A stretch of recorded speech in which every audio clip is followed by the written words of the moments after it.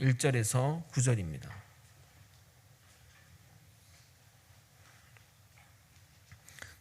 다니엘서 1장 1절에서 9절입니다. 구약성경 1231면입니다. 다니엘서 1장 1절부터 9절, 저와 번갈아 교독하고 마지막 절은 함께 읽도록 하겠습니다. 제가 먼저 받들어 읽겠습니다. 유다 왕 여호야김이 다스린 지 3년이 되는 해에 바벨론 왕 느부갓네살이 예루살렘에 이르러 성을 에워쌌더니 주께서 유다 왕 여호야김과 하나님의 전 그릇 얼마를 그의 손에 넘기심에 그가 그것을 가지고 신할 땅 자기 신들의 신전에 가져다가 그 신들의 보물 창고에 두었더라. 왕이 환관장 아스부나스에게 말하여 이스라엘 자손 중에서 왕족과 귀족 몇 사람 곧 흠이 없고 용모가 아름다우며 모든 지혜를 통찰하며 지식에 통달하며 학문에 익숙하여 왕궁에 설 만한 소년을 데려오게 하였고 그들에게 갈대아 사람의 학문과 언어를 가르치게 하였고 또 왕이 지정하여 그들에게 왕의 음식과 그가 마시는 포도주에서 날마다 쓸 것을 주어 3년을 기르게 하였으니 그 후에 그들은 왕 앞에 서게 될 것이더라. 그들 가운데는 유다 자손 곧 다니엘과 하나냐와 미사엘과 아사랴가 있었더니 환관장이 그들의 이름을 고쳐 다니엘은 벨드사살이라 하고 하냐나는 사드락이라 하고 미사엘은 메삭이라 하고 아사냐는 아벳느고라 하였더라. 다니엘은 뜻을 정하여 왕의 음식과 그가 마시는 포도주로 자기를 더럽히지 아니하리라 하고 자기를 더럽히지 아니하도록 환관장에게 구하니 함께 읽겠습니다. 하나님이 다니엘로 하여금 환관장에게 은혜와 긍휼을 얻게 하신지라. 아멘. 다니엘서를 2주 만에 설교를 하기 때문에 지난 기억을 되살리기 위해 간단히 지난번 설교 내용을 말씀드리도록 하겠습니다. 조국의 멸망을 앞두고 다니엘과 세 친구는 먼 이국 땅 바벨론의 인질로 끌려가게 됩니다. 바벨론이 피지배국의 인질을 끌고 가는 이유는 고국에서 반란이 일어날 경우 잡아간 이들을 죽이겠다는 의미이며 또한 반란을 일으킬 만한 지식인층을 미리 잡아감으로 문제의 싹을 제거하기 위해서입니다. 또한 잡아온 이들 중에서 자신의 나라에서 쓰일 만한 유용한 인재들을 바벨론화 시켜서 활용하고자 하였습니다. 그래서 바벨론의 학문과 언어를 가르쳤고 그들의 이름을 자기네 식으로 바꿈으로써 그들의 정체성과 정신을 바벨론화 시키려고 하였습니다. 언어가 바뀌는 것은 사고의 틀이 바뀌는 것이고 사고의 틀이 바뀌면 그 문화에 쉽게 동화됩니다. 우리가 외국 유학을 하거나 공부를 하고 온 사람들을 친밀하다, 친업하다 하는 이유는 그들의 사회의 문화와 생활 방식을 잘 안다는 의미인데 그들의 문화와 생활 방식을 접하고 익숙해지고 적응하다 보게 되면 어쩔 수 없이 그것들에 대해 긍정적으로 반응할 수밖에 없습니다. 외국인이 우리나라에 살면서 한국인의 긍정적인 면들을 자국에 소개하는 것처럼 말입니다. 그런 것들을 더욱 상승시키는 것이 바로 왕이 주는 음식이었습니다. 호의를 받아들이면 긍정적인 요소가 더 강해지는 것입니다. 잘해주는데 기분 나쁠 사람은 없기 때문입니다. 이것이 우리나라가 일본 식민 지배를 받아온 방식과 정확하게 일치합니다. 처음에는 탄압을 하지만 그런 탄압은 오히려 다른 반란의 동기만 될 뿐입니다. 결국 3.1운동을 기점으로 채찍보다는 당근을 주었고 자신들에게 협조한 자들에게 자리와 돈과 힘을 주었습니다. 한번 일본 사람들의 편의를 맛본 사람들은 결코 그 맛을 잊을 수 없어서 계속해서 일본에게 협조하게 됩니다. 한 번이 어렵지 한 번만 하게 되면 그때부터는 자연스러운 일이 되는 겁니다. 반면 자신들에게 협조하는 사람들은 더욱 가혹하게 대했습니다. 그래서 다니엘과 세 친구가 처한 상황들을 종합해 보게 되면 하나님을 전혀 믿지 않는 우상의 나라에 자신의 모국어와 이름도 바뀌고 자신의 신앙조차 가질 수 없는 환경에 처한 것입니다. 거기다가 그들은 10대 초반의 나이에 부모들과 헤어져 심지어 어린 나이에 남성 성이 거세되었다고 추정합니다. 이렇게 자신들의 정체성과 신앙을 지킬 수 없는 환경 가운데 왕이 주는 음식을 절제함으로써 자신의 신앙과 정체성을 지키려고 몸부림쳤던 것입니다. 그래서 다니엘서가 말하고자 하는 바는 단순히 다니엘과 세 친구의 대단한 믿음을 이야기하고자 함이 아닙니다. 하나님의 이름이 자신의 이름에서부터 사라지고 아무도 하나님을 찾지도 부르지도 않으며 하나님을 예배할 공간마저 사라져버린 이 상황들이 온다게 된다면 어떻게 여러분은 여러분의 신앙을 지킬 수 있는가? 신앙의 근본적인 질문을 하는 성경 본문입니다. 그런데 우리는 어떻습니까? 신앙을 지키기에 아무런 제재나 제한 사항이 없음에도 불구하고 제대로 된 신앙을 지키고 있지 않기 때문입니다. 그렇기 때문에 항상 주님께 죄송할 따름입니다. 다니엘이 처한 상황이 과거 먼 나라 우리와는 전혀 상관없는 이야기가 결코 아닙니다. 우리와 국경을 맞대고 있는 우리 민족 북한 동포들이 처한 현실입니다. 그들의 집에서 성경 쪽 페이지라도 발견되는 날에는 바로 그들은 정치범 수용소로 끌려가게 됩니다. 물론 예배나 기도나 찬양은 숨어서 하거나 목숨을 걸고 해야만 가능합니다. 우리와 상관없는 먼 곳에서 일어난 일이 결코 아니라는 겁니다. 과거 중국 선교를 갔을 때 지하교회 교인들과 집회한 적이 있었습니다. 그 당시는 그 나라 사람들이 외국인과 함께 집회를 하다 잡히면 공안에 끌려갔기 때문에 매우 조심스럽게 해야 했습니다. 그때 박수와 반주가 일절없이 모두가 낮은 목소리로 가사를 읊조리며 찬양을 했는데 그곳에서 불렀던 찬양 가사와 분위기가 지금도 생생할 정도로 눈에 생생하게 박혀 있습니다. 지금 우리 시대의 찬양과 비교해서 정말 여러 가지 생각을 하게 됩니다. 오늘 여러분과 다니엘의 세 친구가 상상하기도 힘든 척박하고 불가능 상황 가운데 어떻게 자신의 신앙과 정체성을 지킬 수 있었는지 성경 본문을 따라 천천히 살펴보도록 하겠습니다. 저는 오늘 설교가 어떤 이들에게는 인생을 바꿀 만한 설교가 될 것이라 확신합니다. 다니엘은 자신의 모국어가 빼앗기고 바벨론 언어를 사용해야 했으며 하나님의 이름이 들어간 자신의 이름이 빼앗기고 바벨론의 신의 이름이 들어간 바벨론식의 이름으로 불려지게 되었습니다.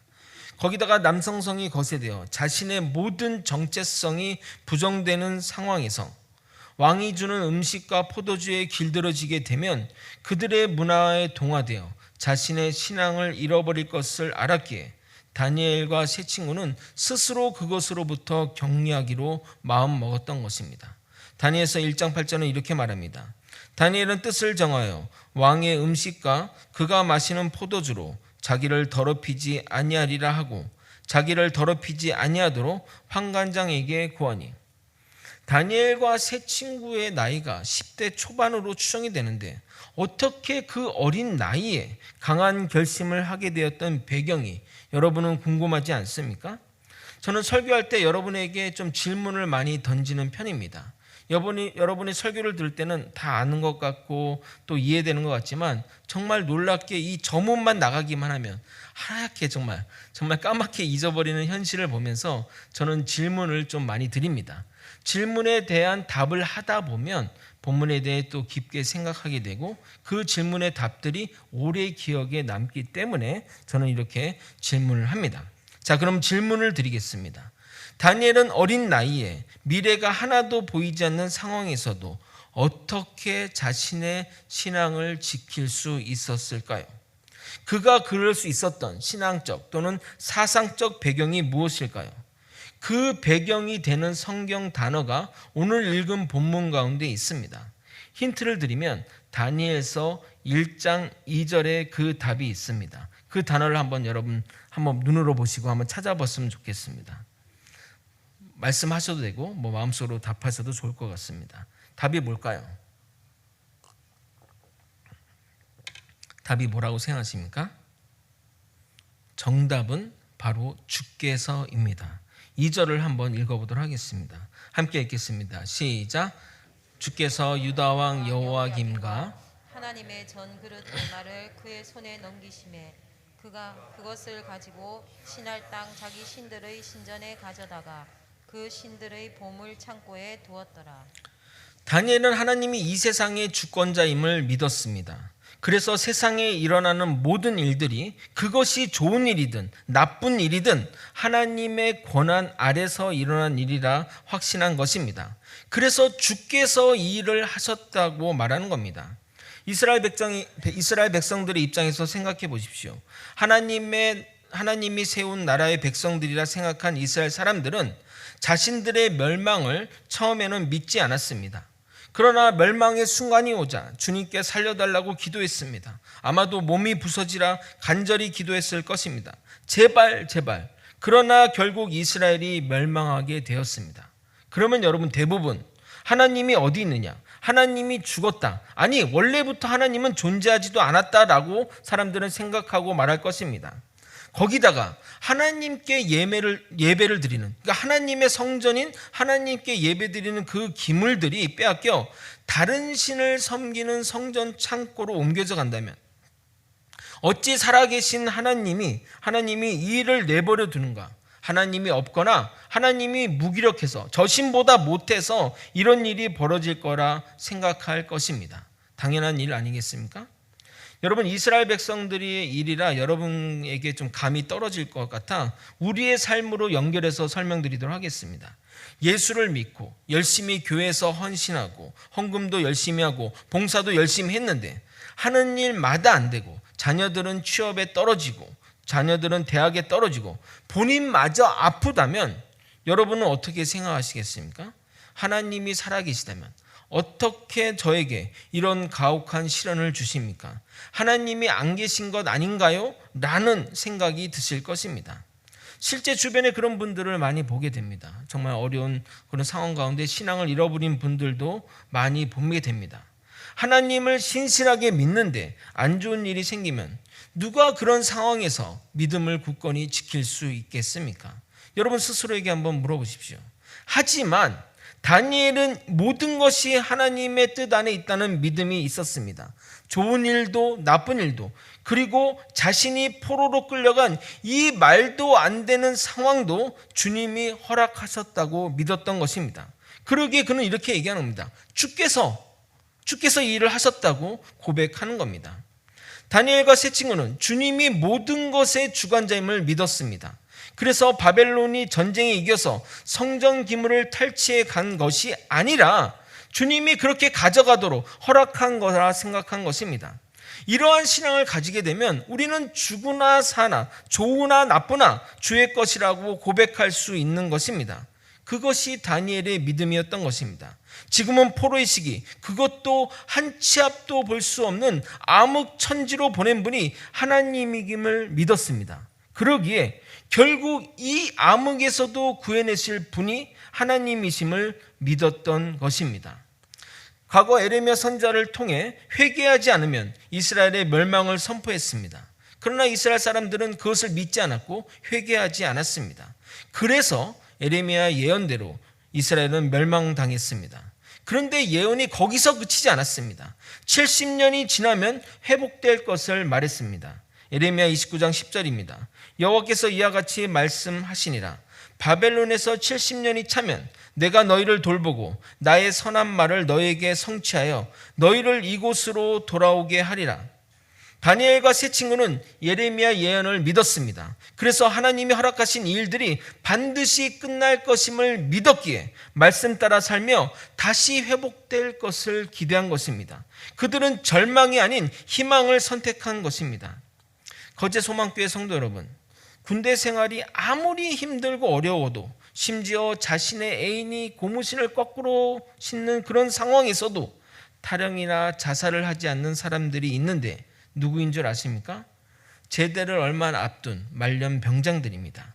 총으로 들이대며 탈영하라고 해도 탈영하지 않을 것입니다. 왜냐하면 조금만 버티면 자신의 군 생활이 끝날 것을 알기 때문입니다. 또 하나의 예를 한번 들어보도록 하겠습니다. 천만이 봤다고 하니까 많은 분들이 보셨겠지만 영화 암살을 보신 분 있으십니까?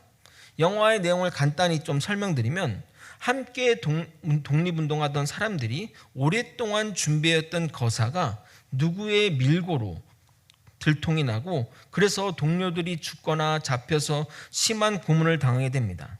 나중에 알고 보니 함께 목숨을 걸고 싸웠던 독립군 중에 이정재가 역할을 한 한 명이 배신을 한 겁니다. 그리고 시간이 흘러 해방이 되었고 세상이 바뀌었지만 여전히 배신자는 떵떵거리며 잘 살고 있었습니다. 이에 과거 독립투사들이 이정재 암살을 계획하게 됩니다.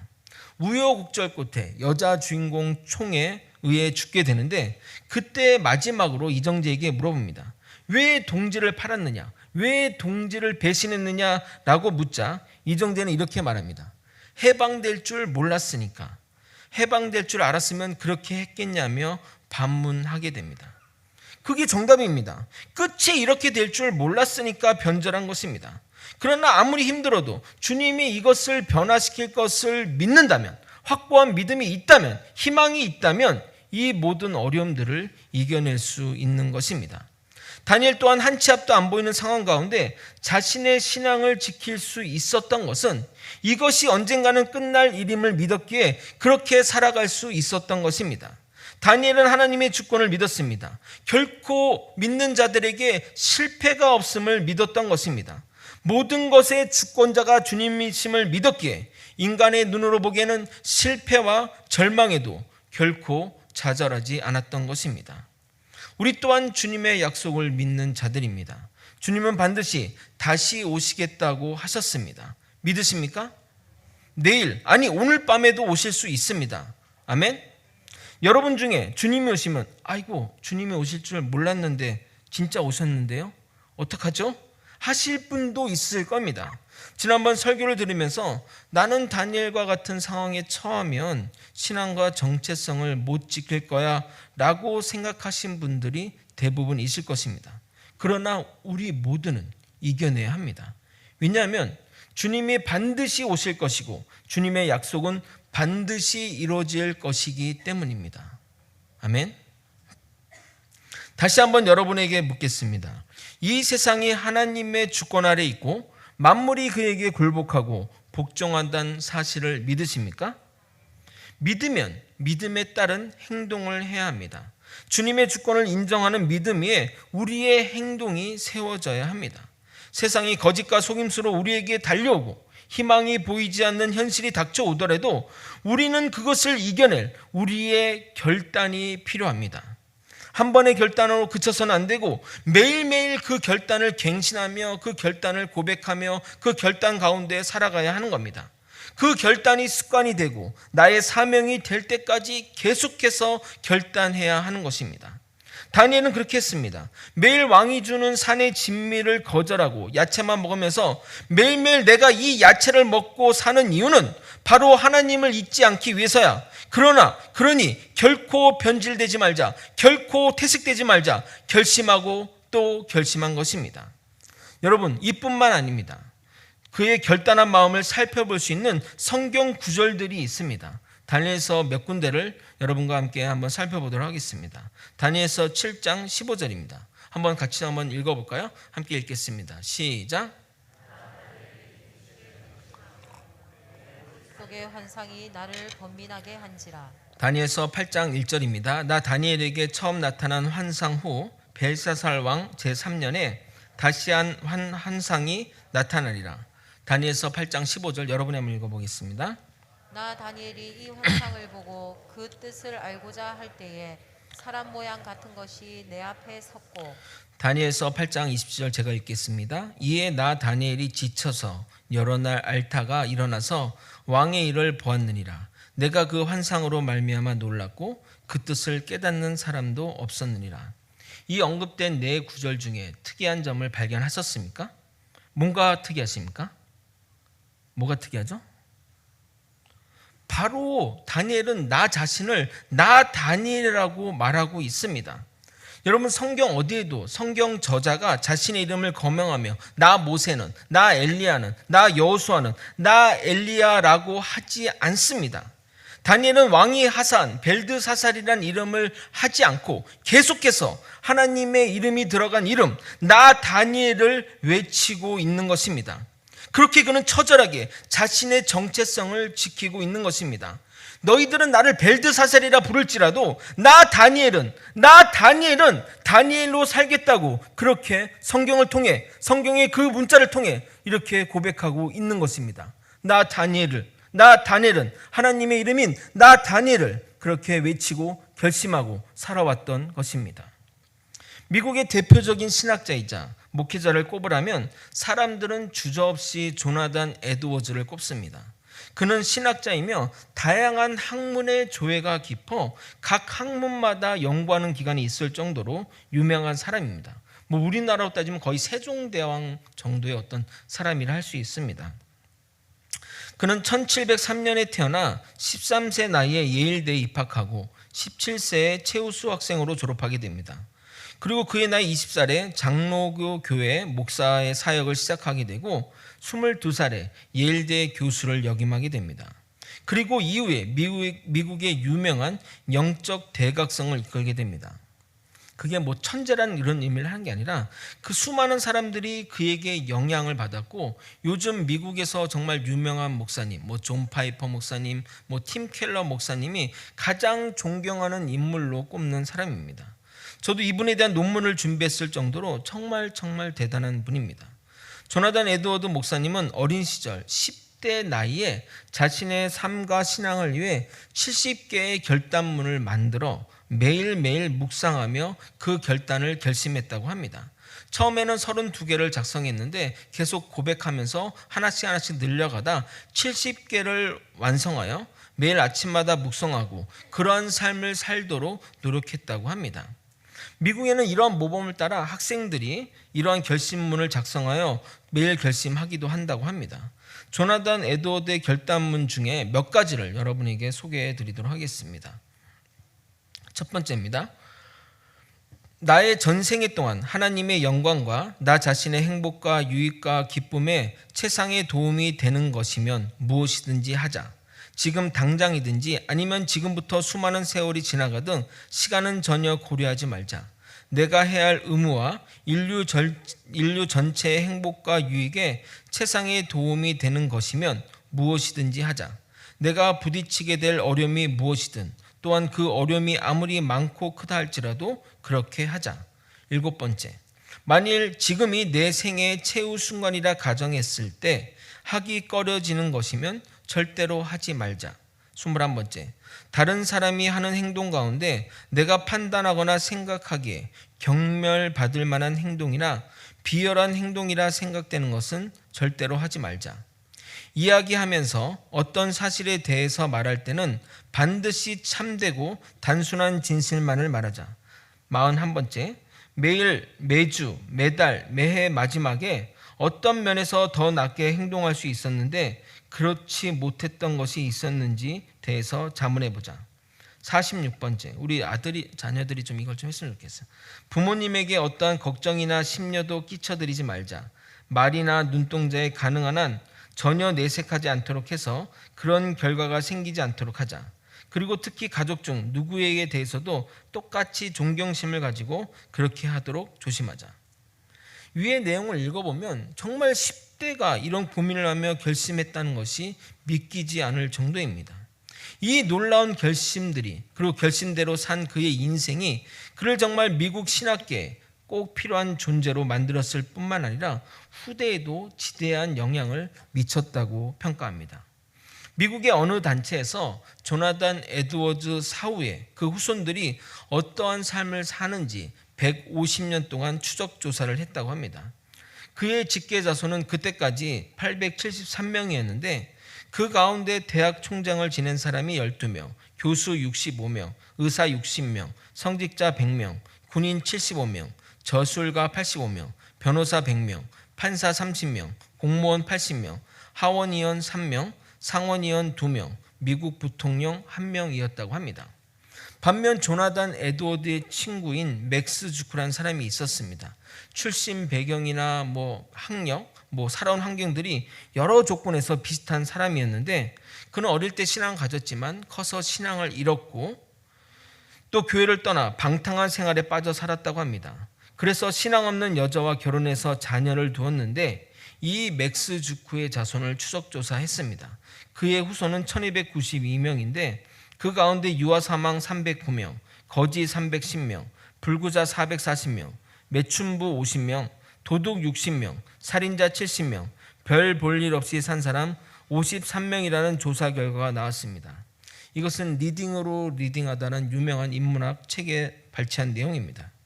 아니 목사님, 사회적으로 교수나 의사나 높은 지위를 살아야 성공한 삶은 아니지 않습니까? 그게 무슨 대수냐 할 수 있습니다.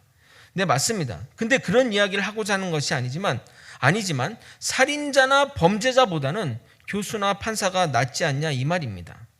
우리는 한 사람의 짧은 인생으로만 성공과 실패를 판단합니다. 그러나 그를 통해 또는 그의 책을 통해 후손들에게 미친 영향력도 생각해 보아야 합니다. 긴 시야에서 보게 되면 결코 변질되지 않고 믿음의 길을 간 사람의 삶이 궁극적인 승리의 삶, 성공한 삶, 하나님이 원하시는 삶을 살았다고 보여주는 좋은 예라 생각합니다. 그럼 다니엘이 뜻을 정하고 결심한 결과가 어떻게 되었는지 한번 살펴보도록 하겠습니다. 첫 번째로 그는 세계적으로 유례를 찾아볼 수 없을 정도로 최장수 총리를 역임하게 됩니다. 보통 나라의 왕이 바뀌거나 대통령이 바뀌면 그 전에 함께했던 내각들이 총사퇴하는 것이 당연합니다. 우리나라도 그래왔고 지금도 그렇게 되지 않습니까? 대통령이 바뀌니까 모든 그 전직들이 바뀌는 현실입니다.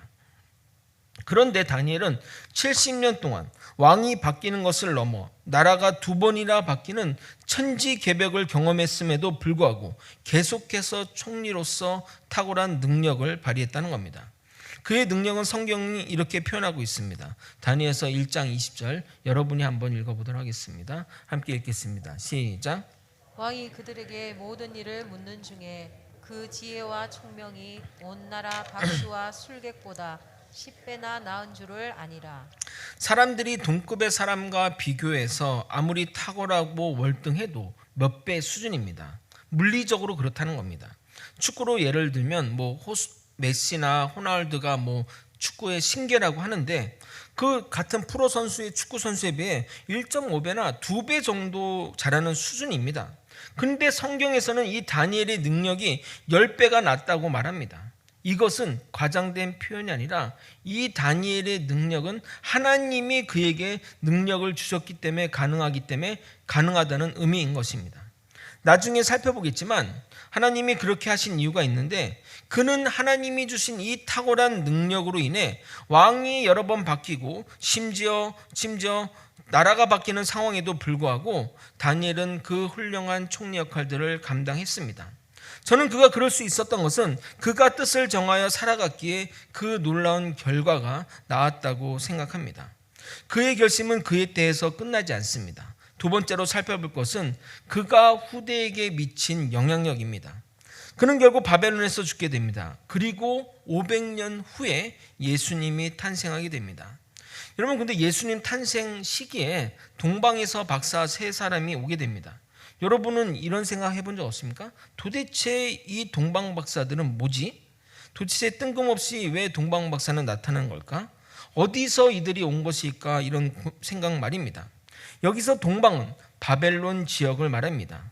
여기서 박사는 PhD 박사가 아니라 점성술가, 점성가들을 말하는 것인데 그 당시의 학문의 최고는 점성술이었습니다. 바벨론 지역은 특히 별을 보고 연구하는 천문학이 가장 발달했습니다. 다니엘의 주요 업무가 박수와 술객의 업무를 담당했던 점성술사에게 당연히 그의 영향력 아래서 천문학이 발전했습니다. 그래서 많은 고고학자와 역사학자들은 그들이 메시아를 찾아온 배경에는 다니엘이 끼친 영향이라고 말합니다. 다니엘서에 보게 되면 미래에 대한 예언들이 있는데 바로 인간의 몸으로 오시는 메시아에 대한 예언입니다. 다니엘서 7장 13절 14절입니다. 내가 또 밤 한상 중에 보니 인자 같은 이가 하늘 구름을 타고 와서 옛적부터 항상 계신 이에게 나아가 그 앞으로 인도되며 그에게 권세와 영광과 나라를 주고 모든 백성과 나라들과 다른 언어를 말하는 모든 자들이 그를 섬기게 하였으니 그의 권세는 소멸되지 아니하는 영원한 권세요 그의 나라는 멸망하지 아니할 것이니라. 다니엘은 메시아가 인간의 몸으로 오신다고 예언했는데 그의 탁월한 가르침대로 제자들은 훈련받았고 그의 예언은 전설처럼 대대로 내려왔는데 별을 보고 연구하던 그의 후학들 중에서 이스라엘 땅에 메시아 온 것을 또 별을 통해서 알게 됐고 축하하러 동방에서 새 박사가 온 것이 아닌가 학자들은 추론합니다. 이처럼 뜻을 정하여 자신의 삶을 살기로 결심한 것은 매우 중요한 겁니다. 이러한 결심이 당대뿐만 아니라 후손들에게 미치는 영향력을 우리는 보았습니다.